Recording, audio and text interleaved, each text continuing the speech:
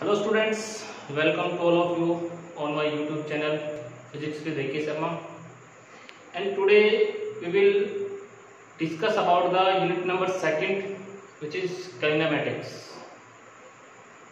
तो आज बेटा हम यूनिट नंबर सेकंड स्टार्ट करते हैं, जिसका वेक्टर पार्ट हम पहले कर चुके हैं। इसका फर्स्ट पार्ट है काइनेमेटिक्स, इसका यूनिट का नाम है काइनेमेटिक्स और फर्स्ट पार्ट है यूनिफॉर्म मोशन। ठीक है, तो यूनिट नंबर टू नाम क्या है? काइनेमेटिक्स। ठीक है, और इसका जो फर्स्ट पार्ट है ए पार्ट, उसका नाम है पार्ट ए यूनिफॉर्म मोशन। बहुत ही सिंपल है, 9th क्लास में थोड़ा बहुत पढ़ रखा है तुमने। जैसे वेलोसिटी हो गई, डिस्प्लेसमेंट हो गया, एक्सेलरेशन हो गया, स्पीड हो गई, मोशन इन स्ट्रेट लाइन हो गया। ठीक है, तो उन्हीं के बारे में हम डिस्कस करेंगे।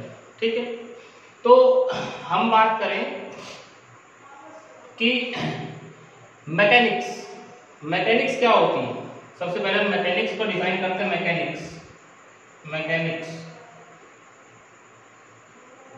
मैकेनिक्स फिजिक्स की वो ब्रांच होती है जिसके अंदर हम कोई ऑब्जेक्ट मोशन में होता है उसके साथ डील करते हैं। The branch of physics which deals with the study object in motion. भाई फिजिक्स की वो ब्रांच जिसके अंदर कोई ऑब्जेक्ट अगर मोशन में होगा तो उसकी हम स्टडी करेंगे, उसके बारे में हम स्टडी करेंगे, उसके बारे में पढ़ेंगे, उसके कैरेक्टरिस्टिक्स पढ़ेंगे, उसके डिफरेंट प्रॉपर्टीज की स्टडी करेंगे। तो वो सारा किसमें आएगा? मैकेनिक्स में आएगा। तो यहाँ पे लिख देते हैं the branch of physics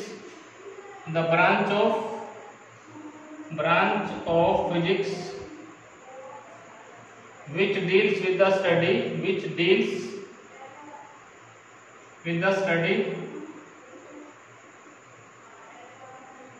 object in motion. ठीक है, जब ऑब्जेक्ट मोशन में होगा तो उसके बारे में जो हम स्टडी करेंगे तो वो ब्रांच फिजिक्स की क्या कहलाएगी? मैकेनिक्स कहलाएगी। क्या कहलाएगी? मैकेनिक्स। अब मैकेनिक्स भी फर्दर 3 पार्ट्स में क्लासिफाइड की गई, further classified into 3 parts. This is वो 3 पार्ट कौन कौन से हैं? सबसे पहला स्टैटिक्स, दूसरा पार्ट है इसका काइनेमेटिक्स, और तीसरा पार्ट है इसका स्टैटिक्स, काइनेमेटिक्स और dynamics.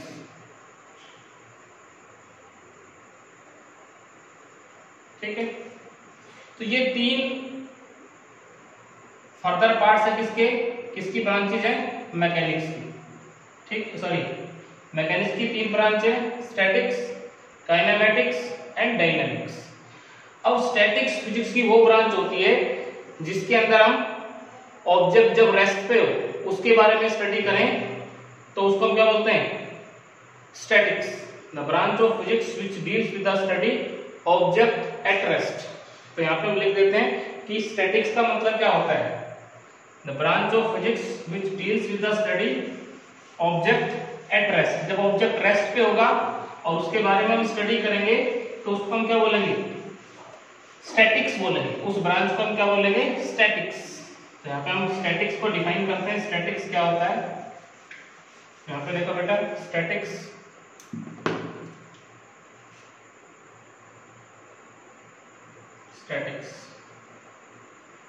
The branch of physics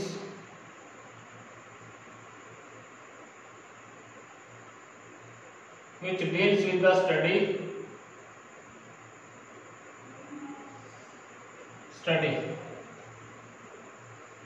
object at rest। जब ऑब्जेक्ट रेस्ट पे होगा तो उसके बारे में स्टडी करेंगे तो वो स्टैटिक्स में जाएगा। किसमें स्टडी करेंगे उसकी? हम स्टैटिक्स में कहेंगे। ठीक है, अब देखो, अगर किसी ऑब्जेक्ट के ऊपर फोर्स लग रही, मान लो ये ऑब्जेक्ट है, इधर से भी 5 न्यूटन फोर्स लग रहा है, इधर से भी 5 न्यूटन फोर्स लग रहा है, इधर से भी 5 न्यूटन फोर्स लग रहा है, और इधर से भी क्या लग रहा है? 5 Newton force.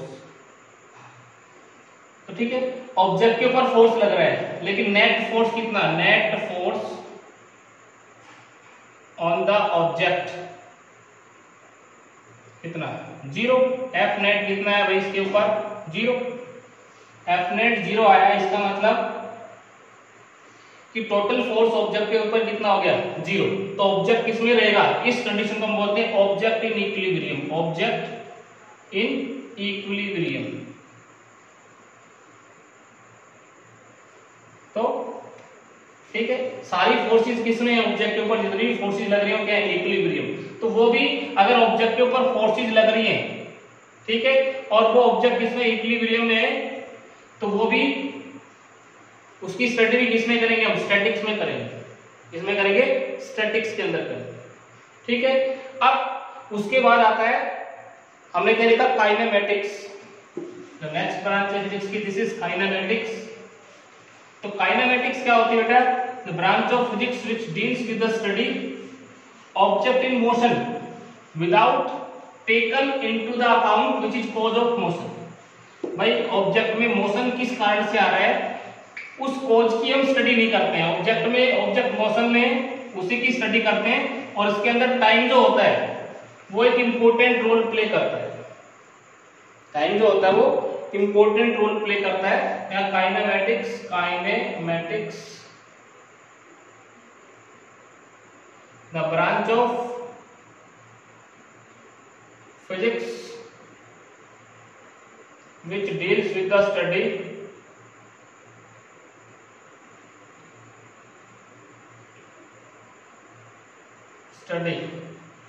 object in motion, object in motion without taking into the account which is cause of motion।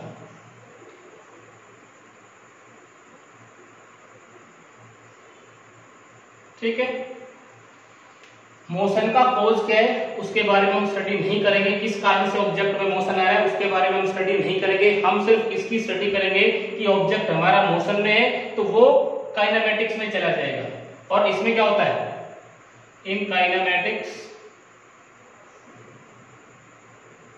Time play an important role. ठीक है, तो मोशन इन स्ट्रेट लाइन पूरा ही काइनेमेटिक्स है। ठीक है, तो उसमें इक्वेशन ऑफ मोशन हो गया। मोशन किस कारण से आ रहा है उसकी स्टडी नहीं करते हैं उसके अंदर, हम सिर्फ मोशन को ही डिस्क्राइब करते हैं, उस ऑब्जेक्ट के मोशन को ही डिस्क्राइब करते हैं, दैट इज काइनेमेटिक्स। और इट कम्स काइनेमेटिक्स, मैटिक्स जो है वो काइनेमा वर्ड से मिलके बना है, काइनेमा। This is a Greek letter, Greek word. ठीक है, एंड दिस मीन्स मोशन। इसका मतलब ही क्या होता है, काइनेमा का मोशन होता है। ठीक है, तो इसलिए हम इसको काइनेमेटिक्स बोलते हैं। मोशन की जिस भी ब्रांच में हम स्टडी करते हैं उसको काइनेमेटिक्स बोलते हैं, क्योंकि जो फिजिक्स का डेवलपमेंट हुआ है वो ग्रीक जो पीपल्स हैं इन्होंने किए है, तो उनका बहुत ज्यादा इम्पैक्ट रहा है फिजिक्स के ऊपर। तो इसलिए ये काइनेमा वर्ड से काइनेमेटिक्स बना है, और ये ग्रीक का वर्ड है। काइनेमा किससे, ग्रीक का वर्ड है, और इसका मतलब होता है मोशन। ठीक है, अब इसके बाद जो तीसरा ब्रांच है वो है डायनामिक्स। तो डायनामिक्स देखो बेटा, डायनामिक्स उसको हम डिफाइन करते हैं, डायनामिक्स। डायनामिक्स तो डायनामिक्स भी बेसिकली क्या है, the branch of physics which deals with the study object in motion with taking into the account। इसमें विदाउट आएगा बेटा,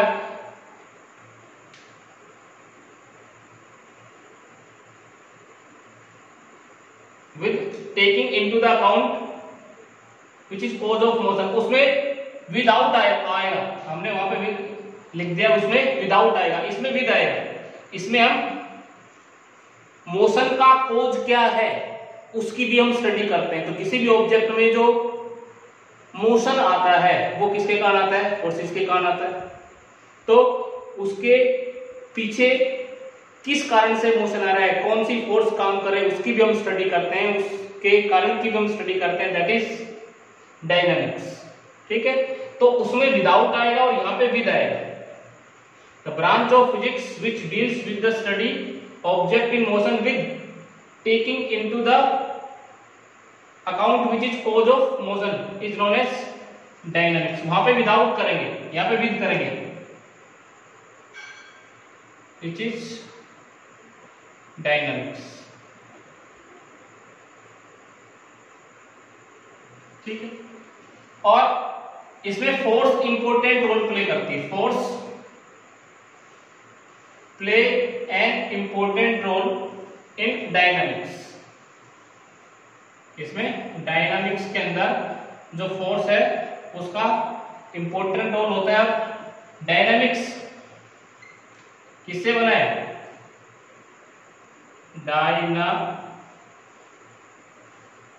डायनामो वर्ड से मिलकर बना है, डायनामो। और दिस मीन्स ये भी एक ग्रीक वर्ड है और इसका मतलब होता है पावर।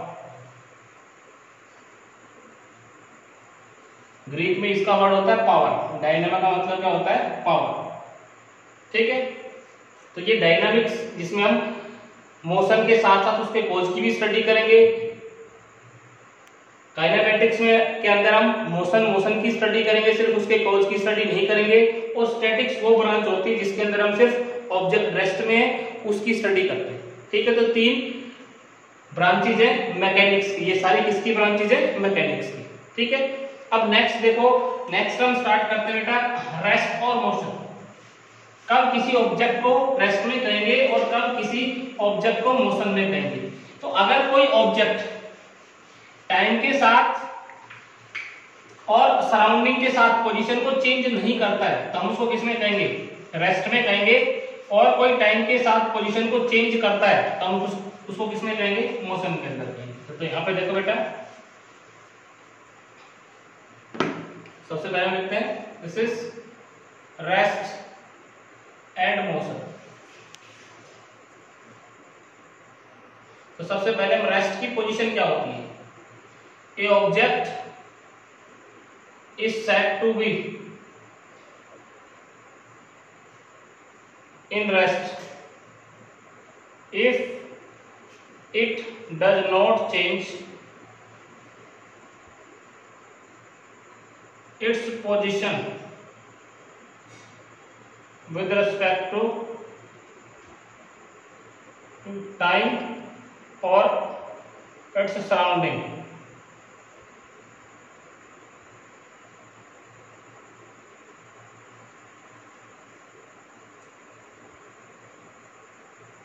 ठीक है, तो उस ऑब्जेक्ट को हम किसमें कहेंगे, रेस्ट में कहेंगे। किसमें कहेंगे, रेस्ट में। ठीक है, अगर कोई ऑब्जेक्ट खुद की पोजीशन को टाइम के साथ और उसके सराउंडिंग के साथ चेंज नहीं करता है तो उसको हम रेस्ट में कहेंगे। For example, a book laying on rest, a book laying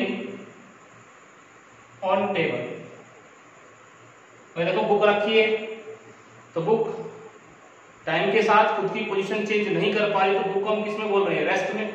chair रखी है, चेयर भी रेस्ट में। तो ये कोई ऑब्जेक्ट अगर टाइम के साथ सराउंडिंग के साथ खुद की पोजीशन को चेंज नहीं कर पा रहा है तो हम उसको रेस्ट में कहेंगे। किसमें कहेंगे, रेस्ट में। ठीक है, दूसरा देखो motion. A object is said to be in motion if it changes continuously its position with respect to time and its surrounding।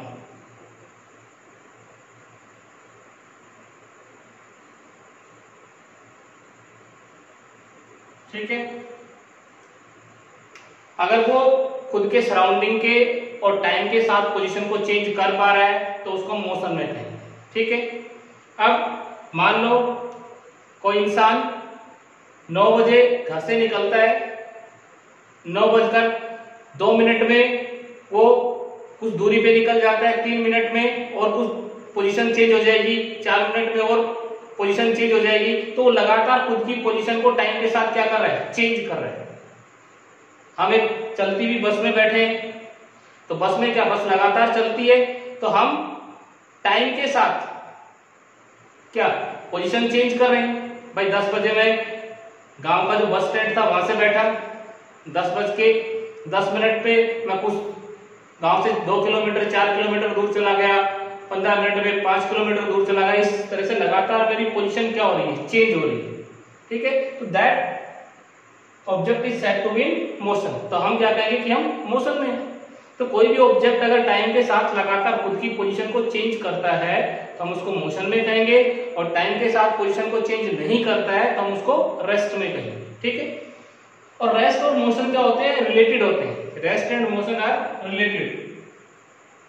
Rest and motion are relative. कैसे रिलेटिव है? अब उसमें एक चीज देखो कि मान लो मैं बस में बैठा हूं और मेरे साथ एक पर्सन और बैठा है मेरी सीट पे, ठीक है। तो वो पर्सन जब मुझको देख रहा है तो मैं उसको किसमें दिखा, बस चल रही है, बस लगातार चल रही है, तो वो पर्सन जब मुझे देख रहा है तो मैं उसको किसमें दिख रहा हूं, रेस्ट में दिख रहा हूं। मैं उसको किसमें दिख रहा हूं, रेस्ट में। लेकिन बाहर एक कोई इंसान खड़ा है, उसको सी ऑफ करने हैं और वो उसको देख रहा है तो उसके रिस्पेक्ट टू किसमें, वो मोशन में। मेरे रिस्पेक्ट टू उसकी पोजीशन चेंज नहीं हो रही, जहां पे बैठा है मैं उसको देख रहा हूं वहीं पे बैठा है। लेकिन वो बाहर वाले इंसान को देख रहा है जो बस से बाहर खड़ा है, उसके विद रिस्पेक्ट टू उसकी पोजीशन क्या हो रही है, चेंज हो रही है, ठीक है। तो रेस्ट और मोशन एक दूसरे से रिलेटेड होते हैं, रिलेटिव हैं एक दूसरे के, ठीक है। तो हम किस चीज को हम मान करके मोशन को स्टडी करते हैं, वो चीज इंपॉर्टेंट होती है, ठीक है। तो हम क्या कहेंगे, मेरा जो पैसेंजर है उसके रिस्पेक्ट टू मैं रेस्ट में हूं, लेकिन बाहर जो कोई इंसान खड़ा है उसके रिस्पेक्ट टू किसमें हूं, मोशन में, ठीक है। उसके रिस्पेक्ट टू किसमें हूं, मोशन में।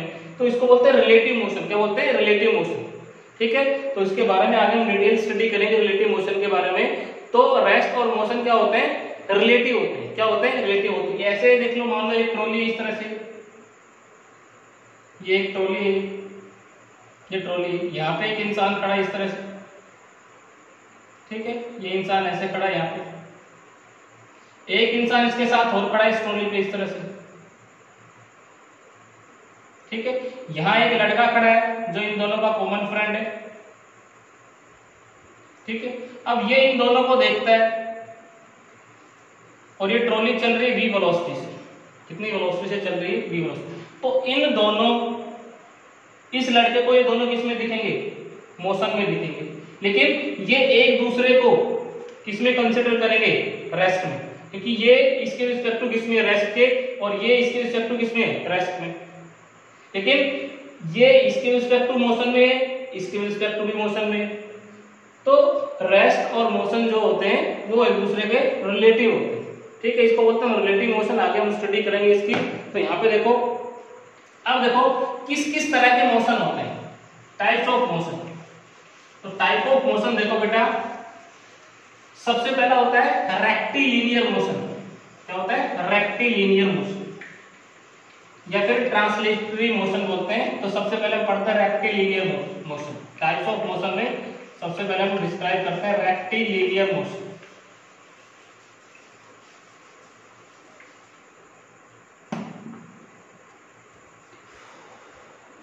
रेक्टिव मोशन,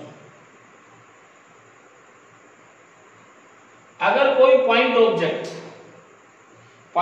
क्या होता है, पॉइंट ऑब्जेक्ट वो जो होता है विच हैज ऑलमोस्ट 0 डायमेंशंस, जिसका साइज बहुत छोटा हो, इसका साइज क्या हो, बहुत छोटा हो, उसको हम क्या बोलते हैं, पॉइंट ऑब्जेक्ट बोलते हैं। तो अगर कोई पॉइंट ऑब्जेक्ट स्ट्रेट लाइन में चलता है तो ऐसे मोशन को हम क्या बोलते हैं, rectilinear motion. When a point object moves in a straight line, then its motion is known as rectilinear motion. क्या बोलते हैं उसको, rectilinear motion. The motion of an object and of a point object along straight line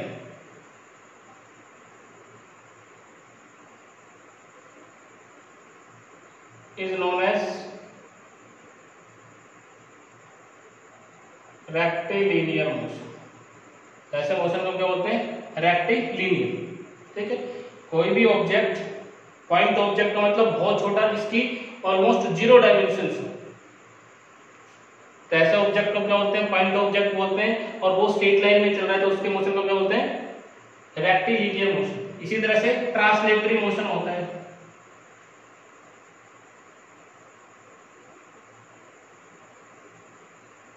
translatory motion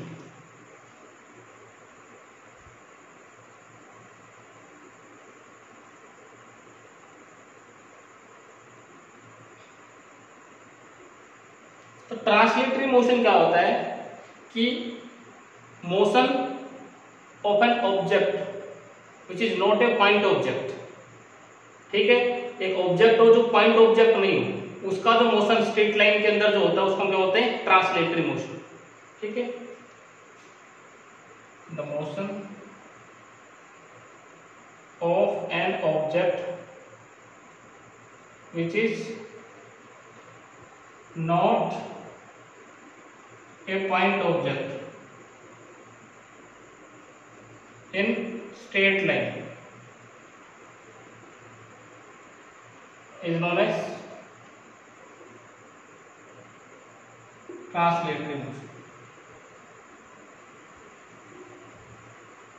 तो उसके motion को क्या बोलते हैं, ट्रांसलेटरी। मान लो ये ऑब्जेक्ट है, इस पे कुछ फोर्स लगाई तो इसके अंदर बहुत सारे पार्टिकल्स हैं,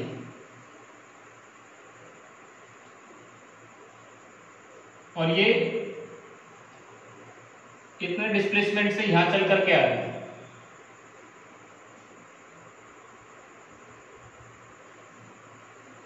ये तो इसके अंदर जितने भी पार्टिकल्स होते हैं वो इक्वल इंटरवल ऑफ टाइम में इक्वल डिस्प्लेसमेंट से शिफ्टेड हो जाते हैं। ये भी उतना ही डिस्प्लेसमेंट होगा इस पार्टिकल का, उतना ही डिस्प्लेसमेंट होगा, इसका भी उतना ही डिस्प्लेसमेंट होगा, इसका भी उतना ही डिस्प्लेसमेंट होगा, इसका भी उतना ही डिस्प्लेसमेंट होगा। All the particles of the body displaced through equal या displaced through equal displacement in given interval of time.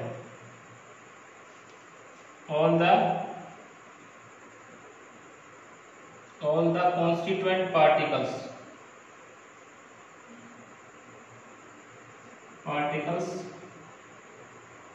shifted through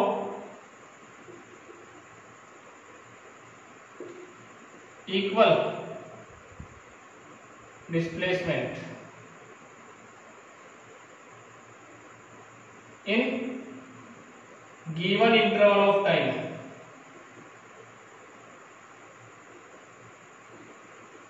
भाई इसमें जितने भी पार्टिकल, ये यहां से 2 मीटर गया है तो ये अगला पार्टिकल भी 2 मीटर जाएगा, ये पार्टिकल भी 2 मीटर, ये पार्टिकल भी 2 मीटर, ये पार्टिकल भी गिवन टाइम के अंदर।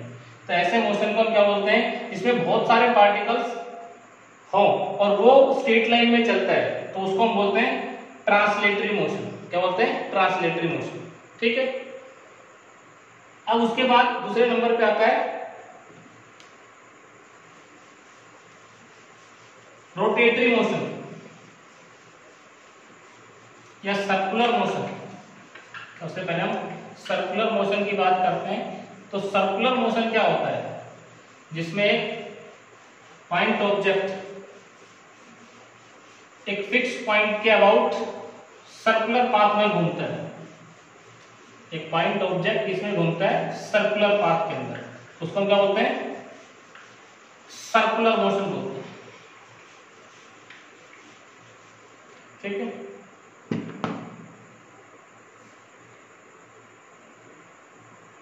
Circular motion.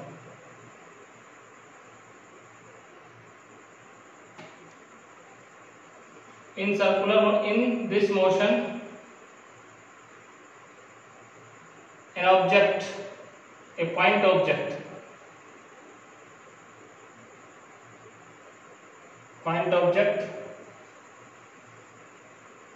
moves in a circular path, इसमें घूमता है सर्कुलर पाथ में about a fix point.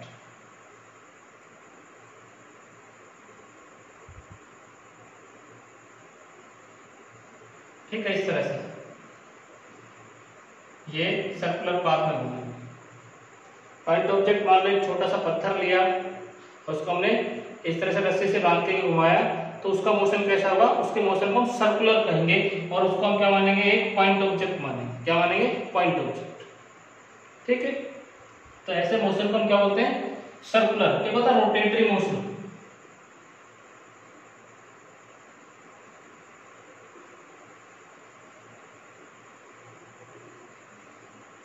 The motion of an object which is not a point object, एक ऐसा पॉइंट ऑब्जेक्ट नहीं है, not a point object, in circular path about a fix point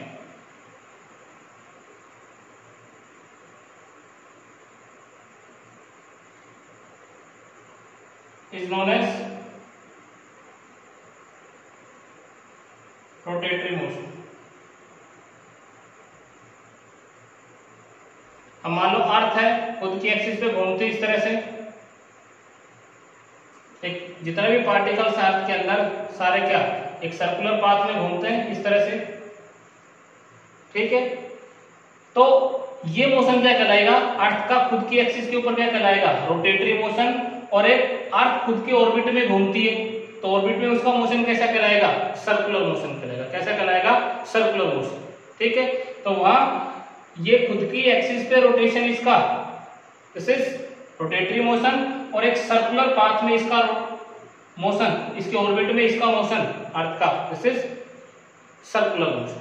ठीक है, इसी तरह से एक होता है ऑसिलेटरी और वाइब्रेटरी मोशन। ऑसिलेटरी और वाइब्रेटरी, ऑसिलेटरी और वाइब्रेटरी मोशन क्या होता है वो देखो बेटा। तो ऑसिलेटरी मोशन क्या होता है कि एक पॉइंट ऑब्जेक्ट फिक्स पोजीशन के about to and fro motion करता है, तो उसको हम बोलते हैं ऑसिलेटरी मोशन। उसको क्या बोलते हैं? ऑसिलेटरी और vibratory.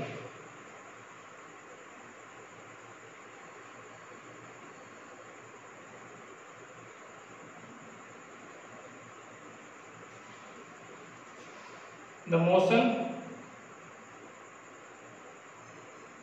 the to and fro motion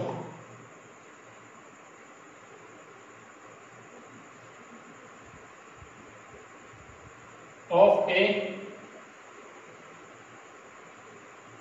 point object about a fixed position is known as oscillatory motion।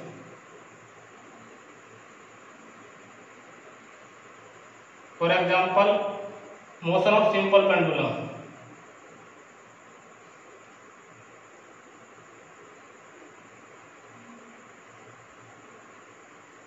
जैसे ये मान लो ये एक रस्सी है, इसको हमने एक पत्थर से बांध दिया और इसको थोड़ा सा डिस्प्लेस कर दिया, यहां तक जाएगी, फिर वापस आएगी, फिर यहां तक जाएगी, फिर वापस आएगी, फिर यहां तक जाएगी, फिर वापस आएगी। तो ये ऐसा मोशन कहलाता है टू एंड फ्रो। ये इस पोजीशन के अबाउट कभी इधर जाएगा, कभी इधर आएगा, कभी इधर जाएगा, कभी इधर आएगा। तो ऐसे मोशन को क्या बोलते हैं? ऑसिलेटरी मोशन, क्या बोलते हैं ऑसिलेटरी, और ये एम्पलीट्यूड कहलाता है। ये इस मीन पोजीशन से जो मैक्सिमम डिस्प्लेसमेंट होता है इसको बोलते हैं एम्पलीट्यूड, ये एम्पलीट्यूड और ये इधर भी क्या एम्पलीट्यूड, ठीक है। तो एम्पलीट्यूड अगर ऑसिलेटरी मोशन का छोटा है तो उसको क्या बोलते हैं vibratory motion. The oscillation of an object with small amplitude is known as vibratory motion। अगर छोटे एम्पलीट्यूड के साथ इस तरह से ऑसिलेट करता है तो उसको क्या बोलते हैं वाइब्रेटरी मोशन। जैसे हमारे फोन में होता है, फोन के अंदर जो ऑसिलेशन होता है, फोन जब वाइब्रेट करता है तो उसमें ऑसिलेशन का जो एम्पलीट्यूड होता है वो बहुत छोटा होता है। घड़ी का जो पेंडुलम होता है, घड़ी का पेंडुलम, तो घड़ी का पेंडुलम बेटा आप लोगों ने देखा होगा, तो घड़ी के पेंडुलम का ऑसिलेशन बड़ा होता है, एम्पलीट्यूड जो होता है बड़ा होता है। घड़ी का पेंडुलम इधर जाएगा, फिर इधर आएगा, फिर इधर जाएगा, फिर इधर आएगा। घड़ी के पेंडुलम का जो टाइम पीरियड होता है, टाइम पीरियड यहाँ से यहाँ, वापिस यहाँ, फिर यहाँ, फिर यहाँ, एक पूरा चक्कर करने में जो टाइम लगता है उसको बोलते हैं टाइम पीरियड। तो घड़ी के पेंडुलम का टाइम पीरियड जो होता है वो 2 सेकंड का होता है। कितने का होता है 2 सेकंड। यहां से मान लो स्टार्ट किया, यहां से यहां गया, फिर यहां आया, फिर यहां गया, फिर यहां आया, तो उसमें 2 सेकंड का टाइम लगता है, ठीक है। और मोबाइल का जो वाइब्रेशन होता है उसका एम्पलीट्यूड होता है बहुत छोटा होता है, तो उसको हम वाइब्रेटरी मोशन बोलते हैं, मोबाइल को हम वाइब्रेशन मोड पे बोलते हैं, और जो घड़ी का पेंडुलम जो होता है उसको हम ऑसिलेटरी मोशन बोलते हैं। क्या बोलते हैं उसके मोशन को, क्या बोलते हैं ऑसिलेटरी मोशन, ठीक है। तो ये ऑसिलेटरी मोशन होगी, ठीक है। अब हम पढ़ते बेटा फ्रेम ऑफ रेफरेंस। क्या होता है फ्रेम ऑफ रेफरेंस। तो फ्रेम ऑफ रेफरेंस के बारे में हम नेक्स्ट वीडियो लेक्चर में स्टडी करेंगे। आज के लिए बेटा इतना ही, थैंक यू।